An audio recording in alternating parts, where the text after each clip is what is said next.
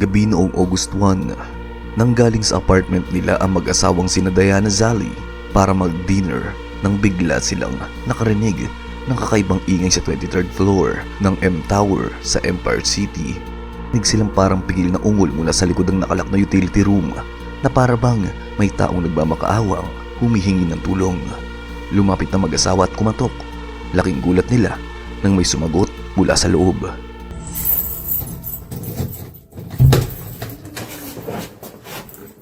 Someone's up?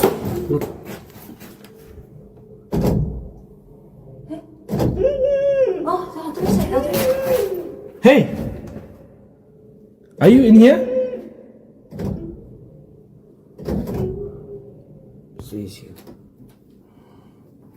Call police or something? I don't know. I don't know. I guess you need to call police. Yeah, what is this? Someone's crying inside. Hello? Hey!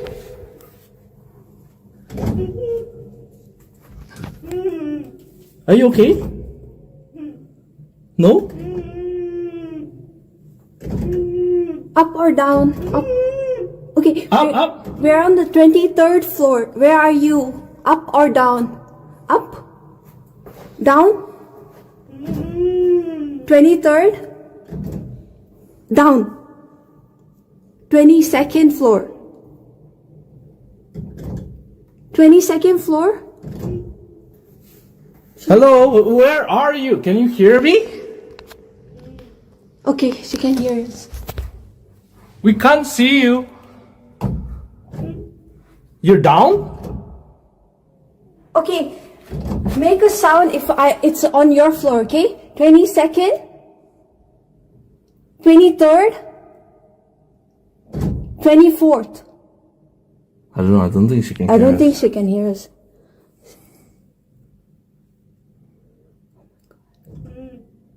"23rd? She sounds like next door. Yeah, I It think sounds she's like next door. Pero kahit walang tao sa loob, hindi tumigil ang kakaibang tunog. Maya-maya pa, dumating ang mga maintenance worker at naghalughog sa mga katulad na utility room sa itaas at sa ibaba. Pero hindi nila mahanap ang pinagmulan ng ingay. Ang tanging paliwanag nila ay baka nagagaling sa mga tubo, pero sigurado si Nadina at ang kanyang asawa na iba ang kanilang naririnig. Pagkaalis ng mga maintenance worker, nagsimula muli ang ungol. Bandang alas 4 ng umaga, pumunta ang mag-asawa sa kalapit na police station at ipinakita sa mga pulis ang footage. Sumang-ayon ng mga pulis na nakakabahala ang kanilang naitala.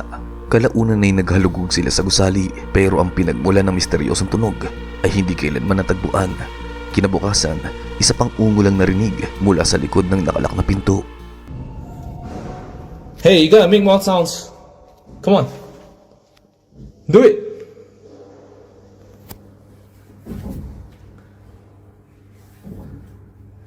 Is it upstairs?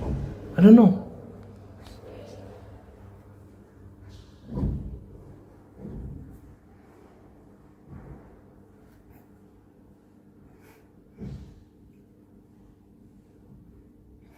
Come on. We have to find you. I don't know where you are.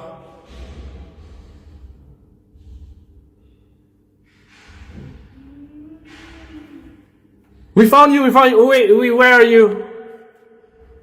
Where are you? Sound if you're upstairs or downstairs. Are you upstairs or downstairs? Hey! Upstairs?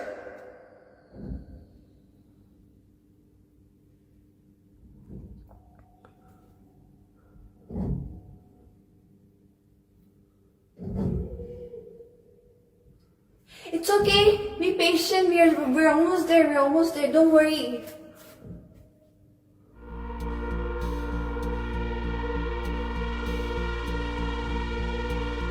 Alright, relax. We gotta get help. Save your energy. Ayon kay Dina, mas lalong tumagal yung ungol ng taong parang pagod na pagod na. Tapos bigla na lang tumahimik ang lahat. Hindi na ulit narinig yung weird na tunog kailanman. Hanggang ngayon, wala pa rin nakakapagpaliwanag kung sino o ano yung gumagawa ng nakakatakot na ungol na yun. Sa tingin nyo, tao nga ba ito o may kinalaman sa paranormal? Bandang hating gabi, patapos na sa night shift ang dalawang nurse sa isang dialysis clinic. Iisa na lang ang pasyenteng natitira sa loob. isang matandang babaeng naka-wheelchair na naghihintay ng sundo. Biglang lumabas sandali ang dalawang nurse nang may narinig silang kakaibang ingay malapit sa mga basurahan. Dahilan upang maiwang mag-isa ang matanda sa labi. At doon, nakunan ng CCTV camera ang isang weirdong pangyayari.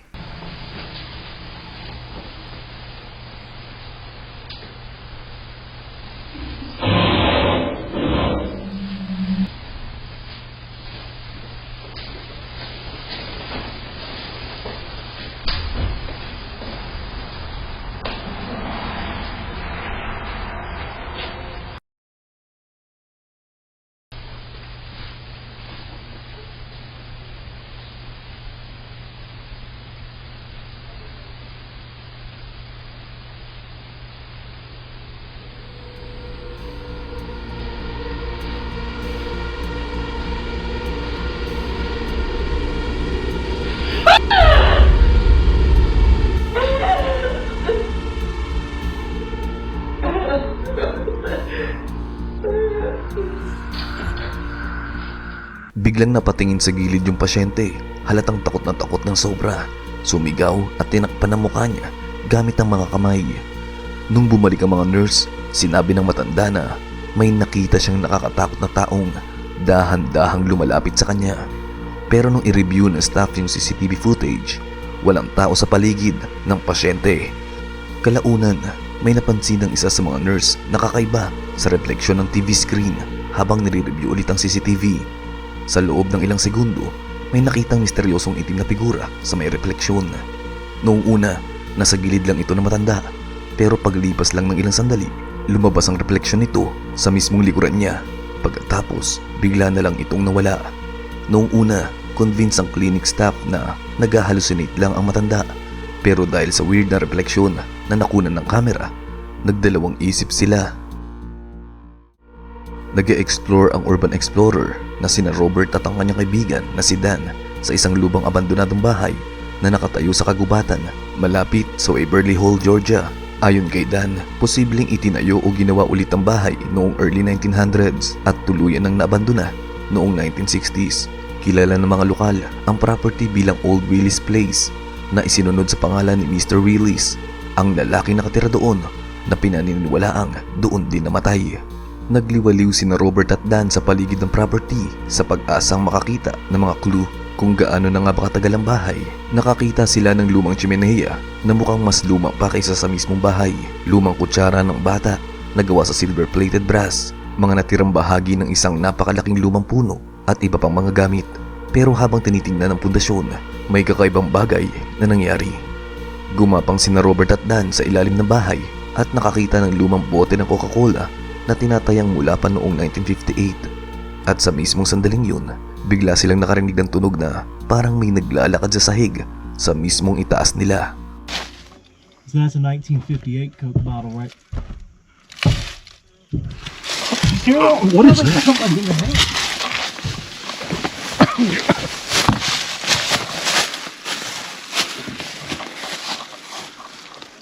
Ah, that's weird.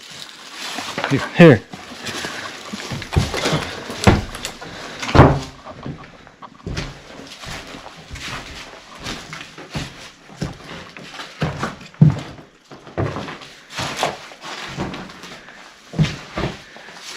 That is strange.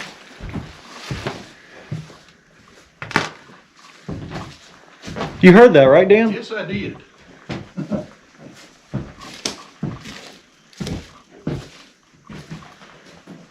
That was weird. Alright, that's enough at this old house for a minute. We're gonna go look at something. Rinig na rinig ng dalawa ang mga yabag, kaya mabilis silang lumabas para i-check ang bahay. Pero walang tao sa loob. Dahil sa nangyari, nagdesisyon silang lumayo muna sa bahay ng ilang sandali. Pero hindi pa pala tapos ang kababalaghan. Kalaunan, habang nag-film si Robert ng outro at paalis na sila. Go, I told you this place felt creepy. Alright, well, we're gonna go ahead and get out of here. So I hope you guys have...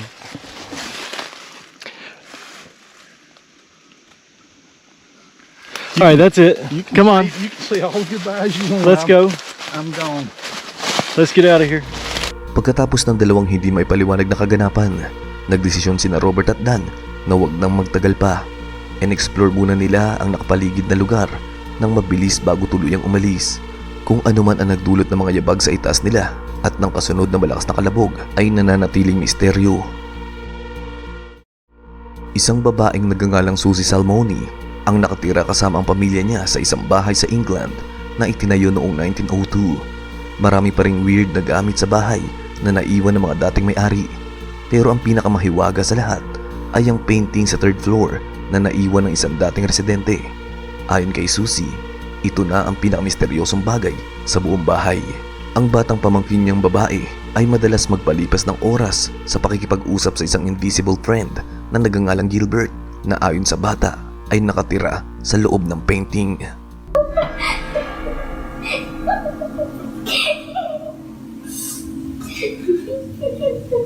What I heard? I heard that. I'm not stupid. I'm very smart. I'm the smartest kid in class. Okay, not really.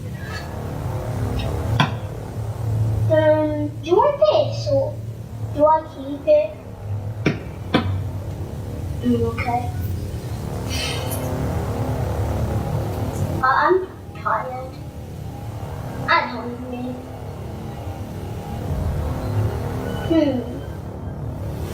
It could get cold. You can't touch cold stuff. But I'm warm. Isang araw, naisipan ni Susie at ng kapatid niyang lalaki na tanungin pa ang bata tungkol kay Gilbert at doon lalong naging nakakatakot ang mga pangyayari. Did you like him? Yeah, Gilbert's like one of my best friends. Where did he come from? I don't know. I think the man that used to live here painted it. Is Gilbert friendly? Does he speak to you? Yeah, What does he say?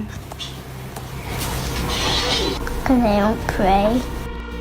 Nagsimula siyang mag-research tungkol sa kasaysayan ng bahay at nakahanap siya ng lumang larawan kasama ang impormasyon tungkol sa ilang taong tumira doon noon. Here is a photo of the house from 1916 and it was built in 1902. So this would be the first or one of the first families to live in this house. As you can see, there are 6 people present in the photo. Looking at the English census records, I found that the father would be called John, the mother was called Maud, next to on the balcony is a daughter Dorothy. The birth of a little boy called Gilbert was also registered here in 1911. So he would be about 5 or 6 in this photo.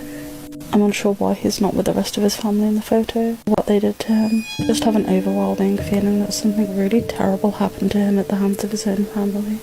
The weirdest part is that this is where the sun painting is situated in the house. That's his room. Hindi nagtagal, mas madalas nang mangyari ang mga weird na bagay sa bahay. Isang araw, habang mag-isa sa bahay si Susie, nakarinig siya ng malakas na kalabog mula sa itaas. Kinuha niya ang phone niya at umakyat para tingnan.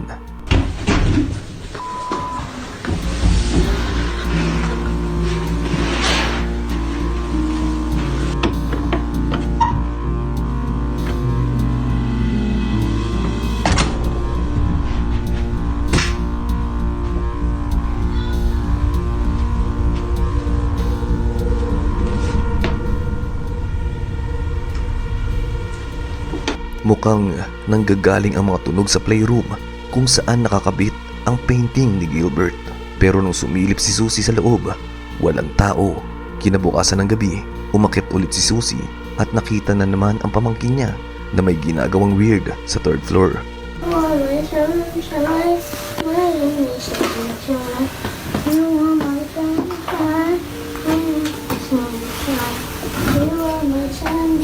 Sinusubukan ng bata na bakbakin ng sahig habang kumakanta ng You Are My Sunshine. Ang nakakagulat pa ay nakatira raw si Gilbert sa loob ng lumang painting. Noong nakatulog na ang bata, bumalik sina Susie at ang kapatid niya sa itaas para i-check ang mismong pwesto kung saan binabakbak ng bata ang sahig. Looks like it comes up.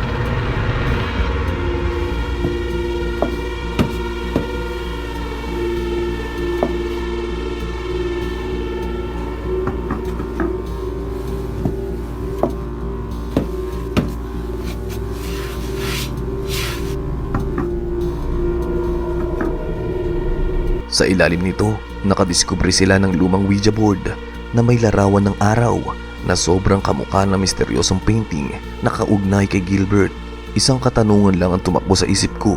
Nakikipag-communicate kaya ito gamit ang batang pamangkin niya upang kunin ang Ouija board. Isang urban explorer ang nag-explore sa maliit at abandonadong gusali na nakatago sa gitna ng kagubatan sa Poland. Nang magdidilim na ay nagpa siya ang lalaki na oras na para umalis dahil ang pagpapaabot hanggang gabi doon ay isang mukhang malaking pagkakamali.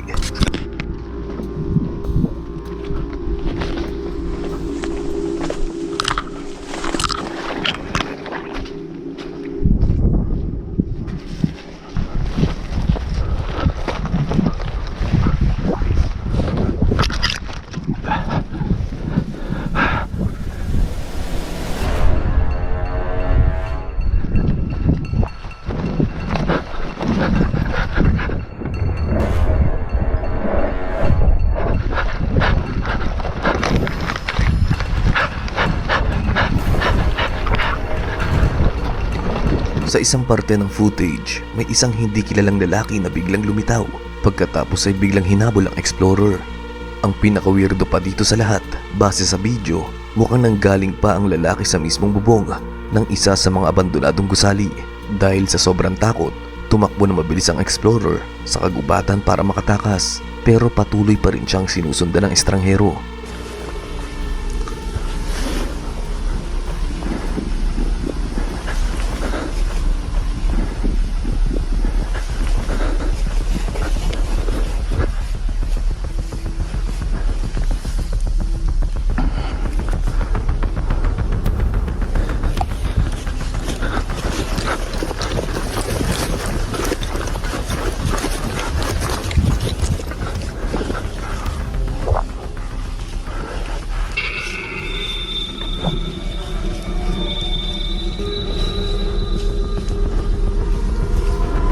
Mabuti na lang at nakalabas siya ng ligtas sa gubat at kalaunan ay in-upload ang footage sa YouTube. Isang viewer ang nag-point out sa kakaibang itsura ng humahabol. May isa namang nag-claim na nakapunta na siya sa kaparehong abandonadong gusali at sinabing nakita rin niya ang lalaking iyon.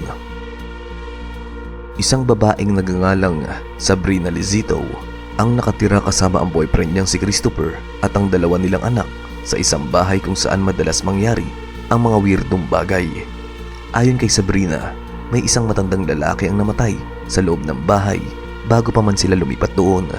Isang gabi, nanonood ng sine sina Sabrina at Christopher nang biglang naging balisa ang aso nila. Wala silang ideya kung anong nakakatakot dito. Pero ilang sandali lang, nakatanggap sila ng motion alert mula sa security camera sa may bakuran. Agad nilang tinignan ng footage at meron silang napansin na kakaiba. This, my video camera was recording and no one was out back. Took a look, no one was out back. Check this out. Watch in between the square. Mainly, watch this spot right here. You can see a shadow up here. Boom! And no one's there. And then you see this little orb right here. And then you keep- Watch. Babe. Look at that. No one's out back. It just sits there too. It does. It just sits right there. And you can see the whole shadow, like a That's person. nuts.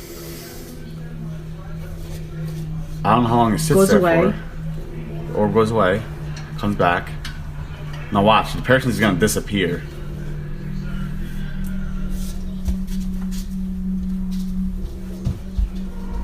It's like they're just boom. Boom. Gone. Isang maitim na figura na mukhang anino ng tao ang biglang lumitaw sa gitna ng bakuran nila na may katabing maliit na umiilaw na bagay. Sa loob ng ilang sandali, halos hindi gumagalaw ang figura. Pagkatapos noon ay wala nang babala. Bigla na lang itong nawala. Sinabi ng mag-asawa na agad silang lumabas at hinalughog ang buong bakuran pero walang tao doon. Sabi ng mga nakapanood ay anino raw ito ng isang tao at nilalaro ang flashlight. Kaya sinubukan nila ang teorya na yun. Sinubukan nilang i-recreate ang nakunan ng camera. Pero kahit anong pilit nila ay hindi nila ito magaya. Sabrina standing there. Alright, walk outside real quick. No, she has no shadow. Shut the light off. And do it. Alright, walk over there. No shadow. Look at that shit.